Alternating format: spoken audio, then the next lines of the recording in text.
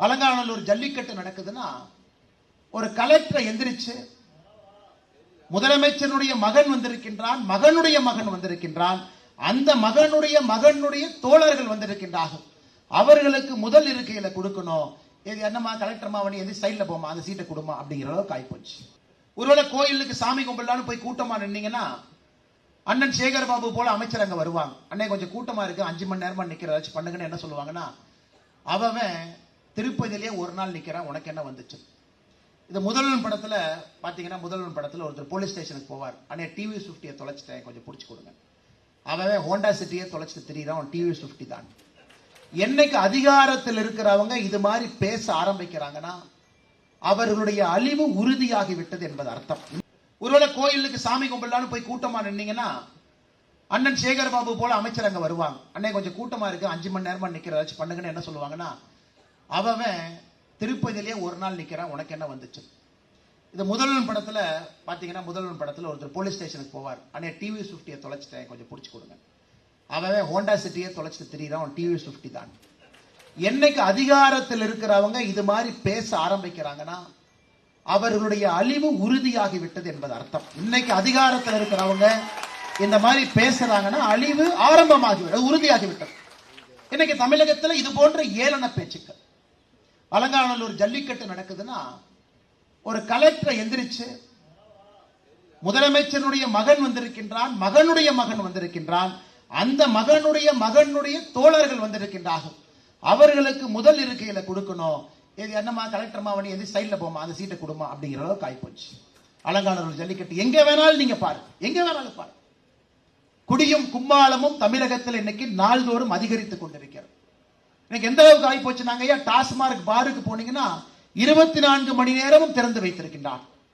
இன்னைக்கு பார் பத்தாம பாருக்கு பக்கத்தில் இருக்கிற கல்யாண மண்டபத்துல 500 பேர் 600 பேர் டேபிள் போட்டு குடிக்கும் அளவுக்கு உள்ள ஒரு டீலக்ஸ் பார் செட் பண்ணி இருக்கிறான். இதெல்லாம் கடைநிலையில நாம் பார்க்கக்கூடியது. ஒருவேளை ஒரு கல்வி கூடத்துக்குள்ள போறீங்கன்னா குறைந்தபட்ச கல்வி கூட நம்ம குழந்தைகளுக்கு கிடைக்குதான்னு கேட்டீங்கன்னா குறைந்தபட்ச கல்வி அங்க கிடையாது. ஏசர் ரிப்போர்ட் எடுத்து பாருங்க, ஸ்டேட்டஸ் ஆஃப் லேர்னிங் அவுட்கம்ஸ், இதெல்லாம் மத்திய அரசு நடத்தக்கூடிய ஆய்வறிக்கை எடுத்து படிச்சு பார்த்தீங்கன்னா தென்னிந்தியாவில் கல்வி திறன்ல கடைசியாக இருக்கக்கூடிய மாநிலமாக தமிழகம் கடந்த 3 ஆண்டுகள்ல மாறி இருக்கு. இந்தியா முழுவதுமே PM ஸ்ரீ பள்ளிகள் வேண்டும், 16,000 பள்ளிகள், நவீனமான பள்ளிகள், ஆயிரக்கணக்கான கோடி ரூபாய் செலவு செய்து அடுத்த கட்ட கல்வி. தமிழகத்திற்கு PM ஸ்ரீ பள்ளி வேண்டாம். தமிழகத்தினுடைய அரசே ஒத்துக்கிறாங்க, தமிழகத்தில் 10,000 பள்ளிக்கூடங்கள் குறைவாக இருக்கிறது. 10,000 பள்ளிக்கூடங்கள்.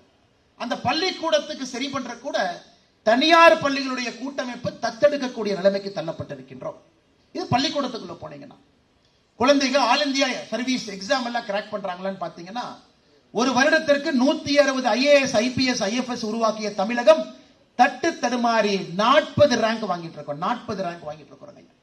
முதல் 10ல இந்தியாவில் வந்த மாணவர்கள் இன்னைக்கு 100வது ரேங்க் உள்ள தட்டு தடுமாறி civil service, IIM, IIT, NEET, இந்த எல்லா எக்ஸாமும் பாருங்க. தமிழகத்தினுடைய கல்வி திறன் குறைய குறைய குறைய குறைய கல்வி தரன் குறைய குறைய குறைய உங்களுடைய குழந்தைகள், நல்லா நான் வச்சுக்கிறேங்க, உங்களுடைய குழந்தைகள் அடுத்த கட்ட இந்தியாவோடு போட்டி போடுவதற்கு தமிழகம் அவர்களை தயார்படுத்தவில்லை என்கின்ற உண்மையை என்னைக்கு தமிழக மக்கள் உணர்கின்றார்களோ அன்னைக்கு திராவிட முன்னேற்ற கழக ஆட்சியினுடைய கடைசி நாளாக தமிழகத்தில் இருக்கும். கடைசி நாள். தமிழகத்தில் இருக்கக்கூடிய ஒரு தமிழனும் 8.5 கோடி பேர், 6.5 கோடி வாக்காளர், என்னுடைய குழந்தை வளர்கின்ற இந்தியால ஒரு போட்டி தேர்வுல தமிழகத்தில் இருக்கக்கூடிய கல்வித்திறன் கல்வி நடைமுறையில அதை படித்து அதை பாஸ் செய்யறதுக்கு தகுதி தமிழகத்தில் இழந்து விட்டார்கள் என்கின்ற எண்ணம் வரும்பொழுது கோபம் வரும். இது கல்வித்துறை. அடுத்து விவசாயத்துக்குள்ள இந்தியாவிலே முதல் 10 மாசுபட்ட ஆறுகள்ல 6 ஆறுகள் தமிழகத்தில் இருக்கு. முதல் 10 மாசுபட்ட ஆறுகள். பயாலஜிக்கல் ஆக்சிஜன் டிமாண்ட், BOD என்று சொல்லுவார்கள். தாமிரபரணியில தண்ணி எடுத்து கொடுக்க முடியாது. நொய்யல் பக்கம் போனீங்கன்னா அது நச்சு தண்ணி வருது. நீங்களே பாருங்க. சென்னை கூவம் எடுத்து தமிழகத்தில் இருக்கக்கூடிய ஆறுகள் எங்கேயும் தண்ணி எடுத்து குடிக்கக்கூடிய நிலைமையில் இல்லை. முதல் 10 மாசுபட்ட ஆறுகள்ல 6 ஆறுகள் தமிழகத்தில் இருந்திருக்கு. இது 6 பத்தி கல்வித்துறையாக இருக்கட்டும் கடைசிக்கு போக ஆரம்பிச்சிட்டோம். சுற்றுச்சூழல் சுகாதாரமாக இருக்கட்டும் கடைசிக்கு போயிட்டோம். இன்னைக்கு பேப்பர்ல 2 நாட்களுக்கு ஒரு முறை எடுத்து பாருங்க. தமிழகத்தில் ஏதோ ஒரு இடத்துல கர்ப்பிணி பெண்ணுக்கு அங்க இருக்கக்கூடிய செவிலியர் யாரோ ஒருவர் அவர்களுக்கு பிரசவம் பார்க்க போய் ஒரு குழந்தை இறந்துட்டாங்க. இது ஒரு செய்தியா இருக்கும். இன்னொரு நாள் திருப்பி பாருங்க, ஒரு கால்பந்து வீராங்கனை காலில் ஏற்பட்ட பிரச்சனைக்கு சென்னையில முதலமைச்சர் ஸ்டாலின் அவர்கள் தொகுதியில் இருக்கக்கூடிய அரசு மருத்துவமனைக்கு போனாங்க. காலை எடுக்க வேண்டிய கட்டாயம். நீங்க பாருங்க, ஆணவ படுகொலைகள், ஜாதி வன்முறைகள், பெண்களின் மீது நடத்தக்கூடிய பாலியல் வன்கொடுமைகள் தினமும் ஒரு நாளும் அதுக்கு முன்னாடி இருந்த நாளை விட மேல போயிட்டு இருக்கு. எந்த அர்த்தத்துல தமிழகம் தலை நிமிர்ந்திருக்கிறது, எந்த அர்த்தத்துல தமிழகத்தில் மக்கள் நன்றாக வாழ்ந்து கொண்டிருக்கின்றார்கள் என்று இங்க இருக்கக்கூடிய திமுக அரசு எந்த அர்த்தத்துல சொல்றாங்க? Law and order failure, agriculture failure, urban development failure, ration கடை ஃபெயிலியர், அங்கே வரக்கூடிய பொருளை வாங்கி பாருங்க, road failure, municipality corporation tax collection garbage குப்பை ஃபெயிலியர், சுற்றுச்சூழல் பாதுகாப்பு ஃபெயிலியர், எல்லாம் ஃபெயிலியர். சக்சஸ் ஆன ஒரே ஒரு இடம், போன தீபாவளிக்கு ரெக்கார்டு கலெக்ஷன் டாஸ்மாக், இந்த பொங்கலுக்கு ரெக்கார்டு கலெக்ஷன் டாஸ்மாக். இது ஒண்ணுதான் சக்சஸ்.